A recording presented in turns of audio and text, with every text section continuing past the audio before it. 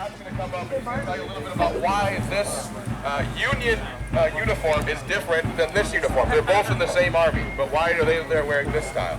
Because it's a Good morning. As you can tell, we're clearly dressed a little different. Equipment-wise, all the same. Our regiment, most regiments were either the Springfield or an Enfield, which came out of London. It was a good 50-50 mix throughout the entire Army. Now the uniform itself, we do the 114th Pennsylvania, Collis's Zouaves. Now Zouaves originate from Northern Africa. Prior to the Civil War, during the Crimean War, the French went into Northern Africa, came across a tribe that was dressed very similar to this. Their stuff, bigger pantaloons. Some regiments continued on with that same style.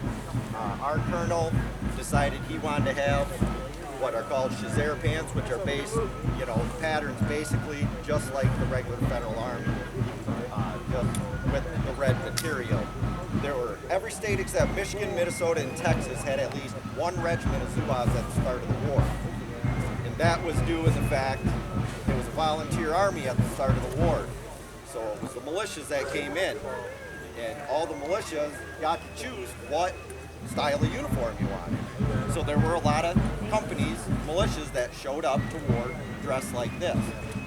Our particular the 4th Collis, Michigan in 8th, which was raised out of Adrian, tried to be Zouaves for about a couple months, but they realized we look kind of silly.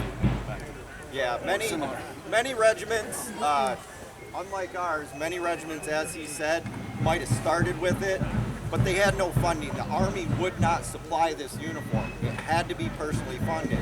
For us, our colonel, a wealthy businessman out of Philadelphia, he actually funded our regiment. We had a new uniform every year throughout the entire war. So we stuck with this, and there were dozens in the New England area regiments.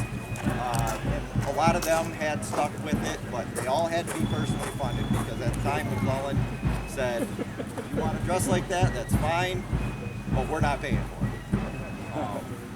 So it was styled after the Northern African tribes. The French, actually, similar to our uniform, during the Crimean War, they had French Zouaves, and they were really well versed in drill and in fighting.